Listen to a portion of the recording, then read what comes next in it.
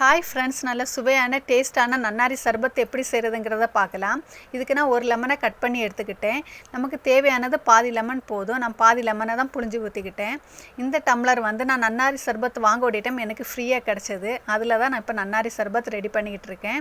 இது பாதாம் பீஸு நான் நேரமே ஊற வச்சுக்கிட்டது.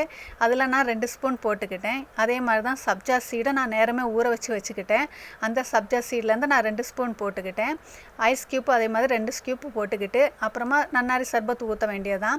நமக்கு தேவைக்கு ஏற்ற மாதிரி நன்னாரி சர்பத் ஊற்றிக்கலாம். நிறைய ஊற்றிக்கிட்டால் நல்லா இனிப்பு ஜாஸ்தியாக இருக்குது. நமக்கு இதுக்கு சுகர் எதுவும் போட வேண்டிய தேவையில்லை, இதிலே ஸ்வீட் எல்லாம் இருக்கும். அடுத்து நான் தேவைக்கு ஏற்ற மாதிரி நான் நன்னாரி சர்பத்தை ஊற்றிக்கிட்டு தண்ணி ஊற்றி மிக்ஸ் பண்ணிக்கிட்டேன். நல்ல டேஸ்ட்டான நன்னாரி சர்பத் ரெடி ஆயிடுச்சு. நான் குடிச்சு பார்த்தேன். குடிச்சு பார்க்கக்கூடிய டைம் நான் ஊரில் குடித்த சர்பத் ஞாபகம் தான் அப்படியே நினைவில் வந்துருந்துச்சு. எனக்கு ரொம்ப பிடிச்சிருந்துச்சு. யாருக்கெல்லாம் நன்னாரி சர்பத் பிடிக்குங்கிறத சொல்லுங்கள். இந்த வீடியோ பிடிச்சிருந்துச்சு